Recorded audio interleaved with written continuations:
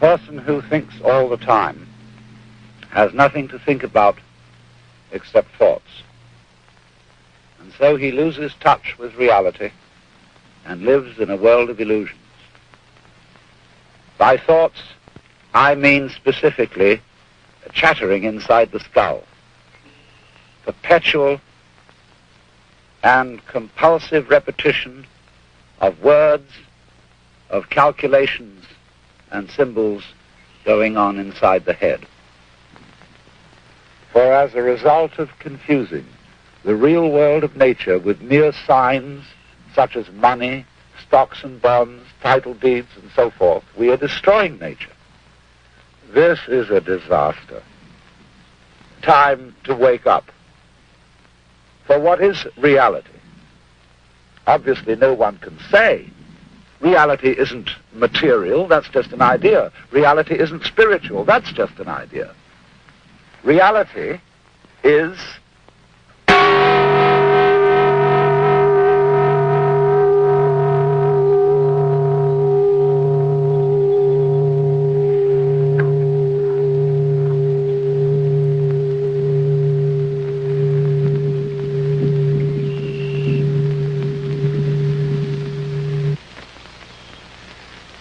You see, we all know what reality is, but we can't describe it. Just as we all know how to beat our hearts and shape our bones, but cannot say how it is done. To get in touch with reality, there is an art of meditation, of what is called yoga or dhyana in India, Chan in China, and Zen in Japan. It is the art of temporarily silencing the mind, of stopping the chatter in the skull. Of course, you can't force your mind to be silent.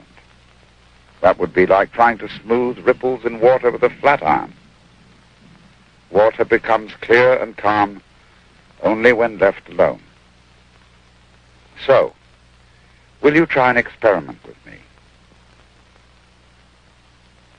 Simply allow your ears to hear all sounds around you. Don't try to name or identify these sounds. Just hear them as you would listen to music, as when you hear a flute or guitar, without asking what it means.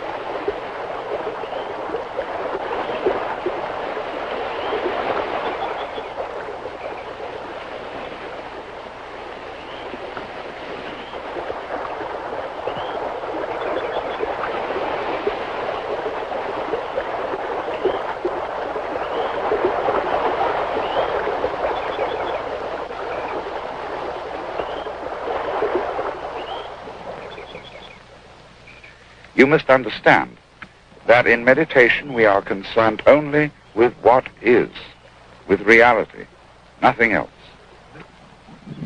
The past is a memory. The future, an expectation. Neither past nor future actually exists. There is simply eternal now. So don't seek or expect a result from what you're doing. That wouldn't be true meditation. There is no hurry. Just now you're not going anywhere. Simply be here. Live in the world of sound. Let it play. That's all.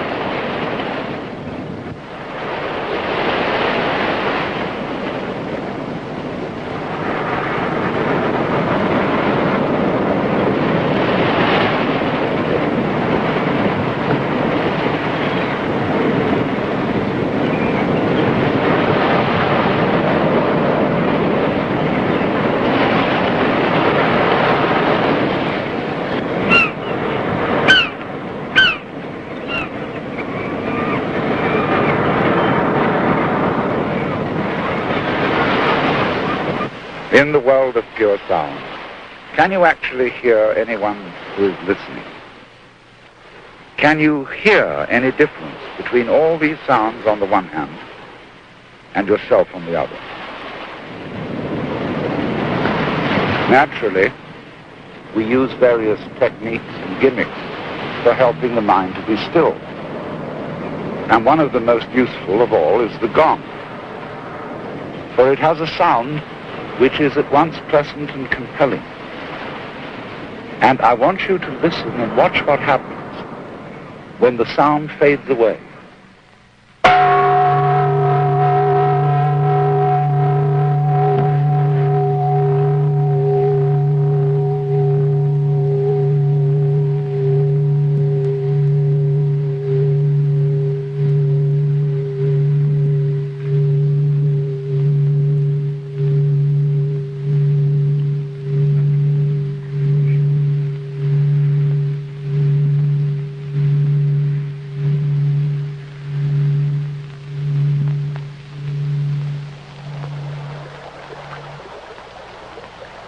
The one sound becomes the many. The single tone is transformed easily and gently into all other noises. And that's how the universe comes into being, out of the one energy underlying all events. So, if you don't have a gong, you can use your own voice. And use a device which is called by the Hindus and Buddhists a mantra. That is to say, a sound or word or phrase which is sung for the sound rather than for its meaning.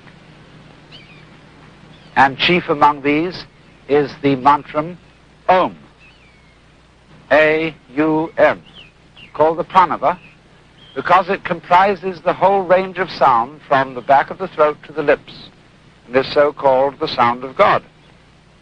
So why don't you sing it with me, or hum it with me, taking the note from the gong.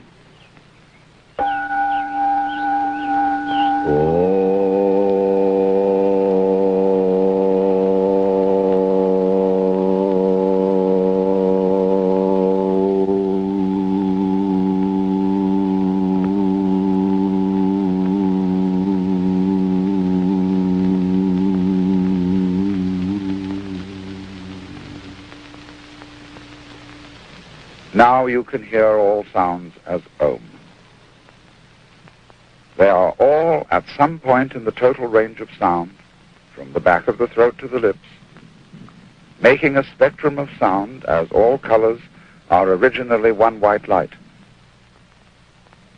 But don't ask what the sound is or what it means.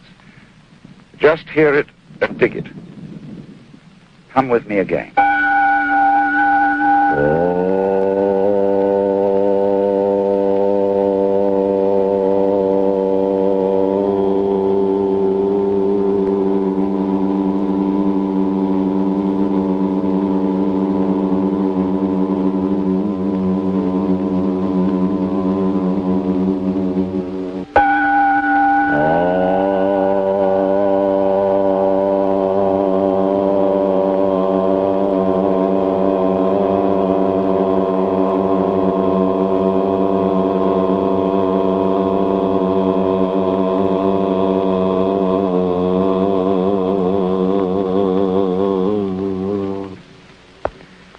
Let me explain again what we're doing.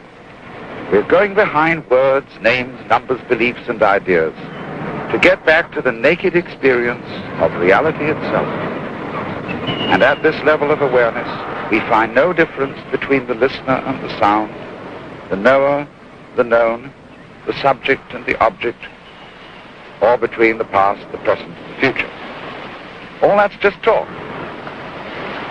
What is really happening is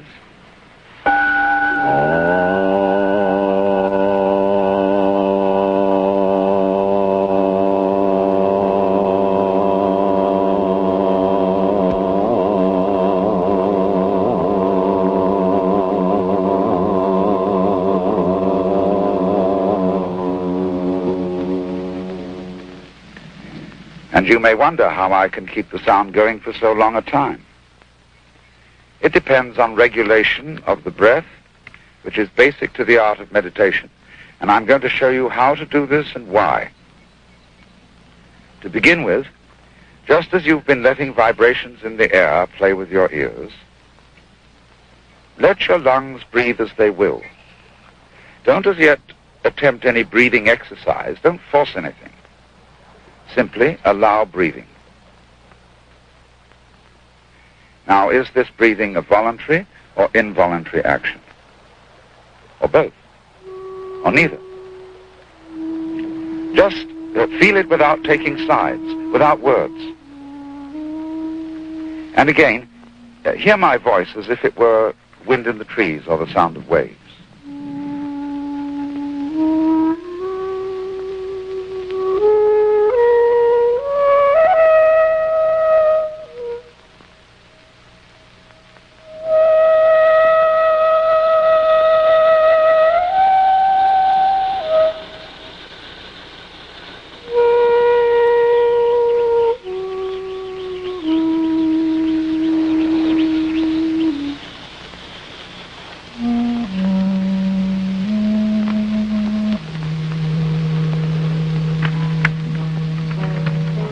Most of us are short of breath.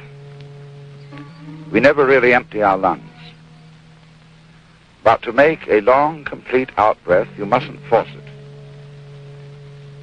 Imagine there's a large ball of lead inside your neck, and allow it to fall slowly through your body to the floor, pushing and easing the breath out as it drops.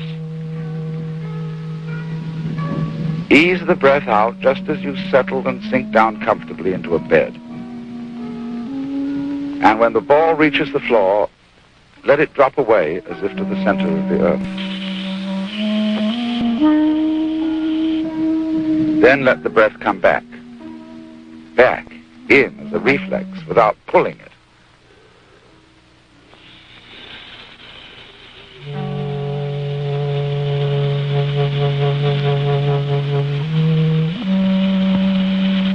And then imagine another ball of lead in the neck. And again, let it fall out, long and easy.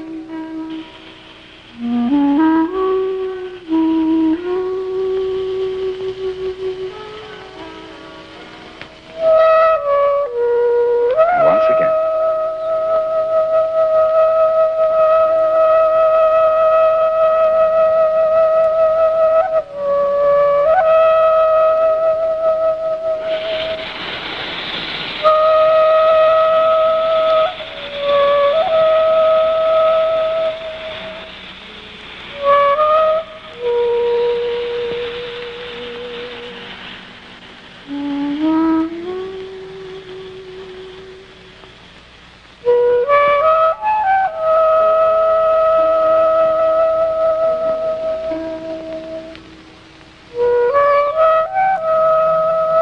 Now, do you see what's happening?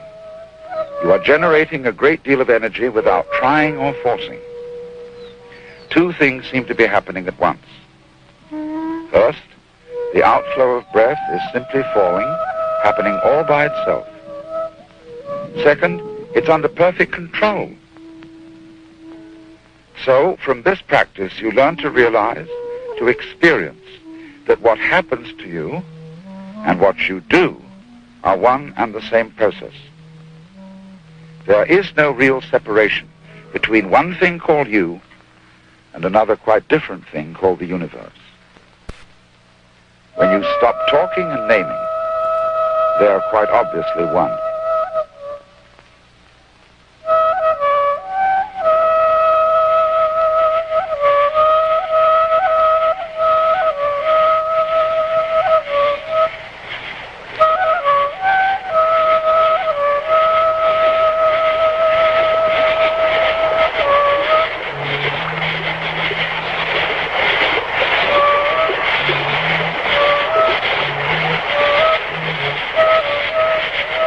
Meditation has no purpose, no objective, except to be entirely here and now.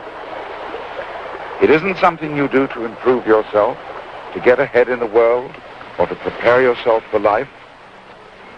For the division of time into past, present, and future is a trick of words and numbers. All memories and expectations exist now, and now only, because now is what there is and all that there is. We could say that the past flows back from now, like the wake from the prow of a ship, and then, just like the wake, vanishes. As the wake doesn't drive the ship, the past doesn't move or propel the present, unless you, here and now, want to insist that it does, and so give yourself a perpetual alibi for every kind of irresponsibility. But I'm not preaching. That would be a diversion from our feeling centered in this eternal here and now, from feeling it directly as the reality.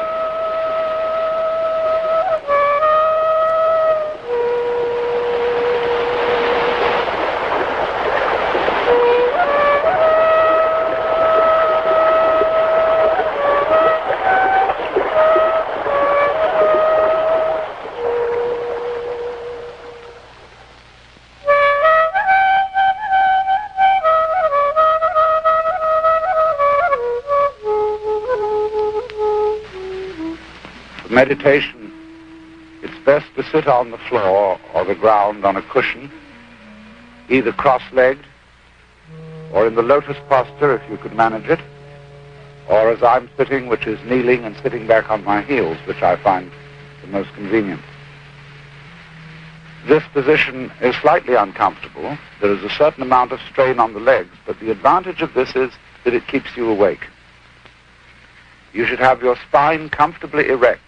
Not tight, not slumping, but just evenly erect, and your hands resting on your lap, palms upwards, one upon the other. And then you settle into this position, so that you, in the same way as we learned to let the breath settle itself out when you breathe out, so you learn to relax into this position and settle down comfortably on the ground. And you will discover that if you take it easy, time will disappear, and that you will be able, as judged by the clock, to sit in this way comfortably for, say, 40 minutes to an hour.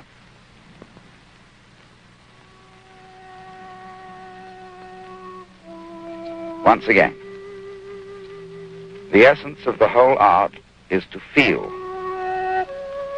to experience what is, what happens, without saying anything to yourself about it. So let your breath flow easily, heavily, down and out again. No strain.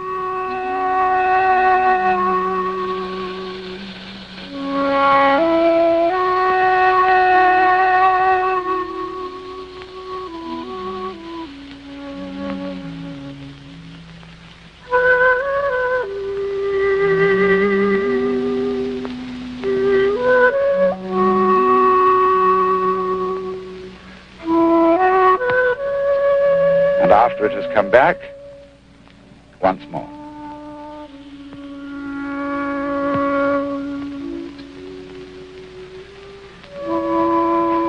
Well then, who are you? What is you? What is I? Some people say it's this body, others the mind, the ego, or the soul. But all those, body included, are names and notions. Can we experience the self directly, like a sound, a flame, or any other object? Let's assume that all ordinary ideas of what myself is are either so wrong or so doubtful that we must investigate the matter directly. But to do that, you must first get the sensation, the feeling of yourself without forming any idea. Regard words in the head as mere noise. Relax your tongue and let it float easily in your lower jaw. Just stop, look, and listen.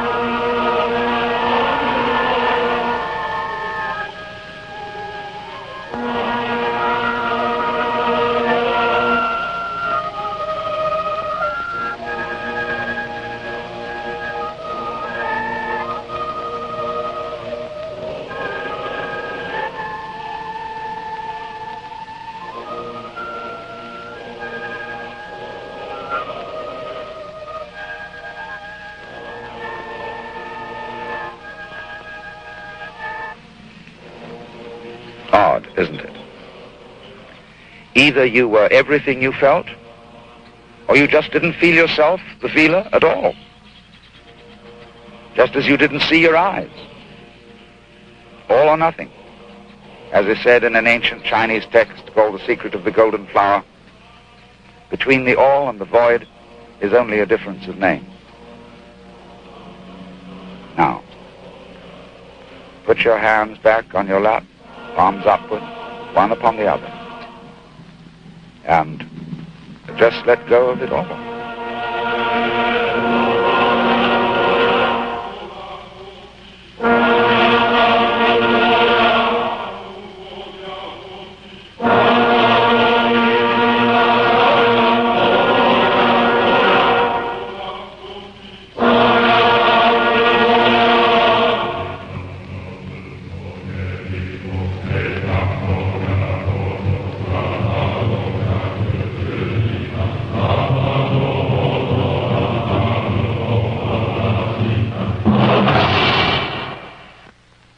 Now I want to show you a form of meditation which was explained to me by a Zen master who said it really is one of the very best kinds of meditation, even better than sitting for a long time and getting your knees aching.